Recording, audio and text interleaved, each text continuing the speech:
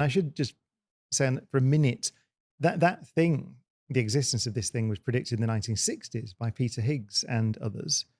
And it was a suggestion, a theory, a guess, let's say at the time, mathematically motivated, almost purely, by the way, mathematically motivated, of how things get mass in the universe at the most fundamental level. So how the quarks and these very heavy things called the W and Z bosons, that how those things got mass. And so it was a mathematical construct. It predicted that there should be, in the simplest case, this thing, the Higgs boson, but there could be more complicated versions.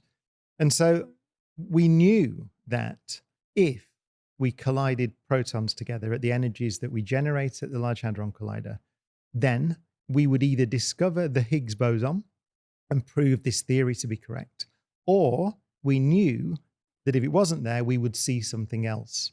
So we had a very clear idea from experiment and theory that we were going to discover something with that machine. And you don't know what it is. It turned out it was the simplest thing. Mm-hmm. It was this thing that Peter Higgs had dreamt of all those years ago, which is astonishing, by the way, 50 years after the prediction. And there's a great essay that you might know by Eugene Wigner called The Unreasonable Effectiveness of Mathematics in yes. Physical Sciences. Yeah. I think that's one of the best examples. It's an astonishing achievement that we got it right.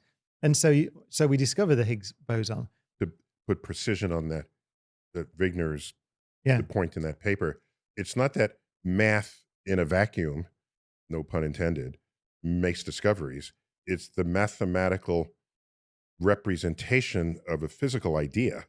Yeah. And then you pursue the math and it applies to the universe, but only if the physical idea has captured reality in some fundamental way. Although it was, I think, it was a very mathematical framework which became the standard model of particle physics, based on ideas of symmetries and all sorts of beautiful ideas, which really did have mathematical foundations.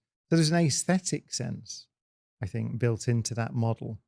And that would be the pure mathematical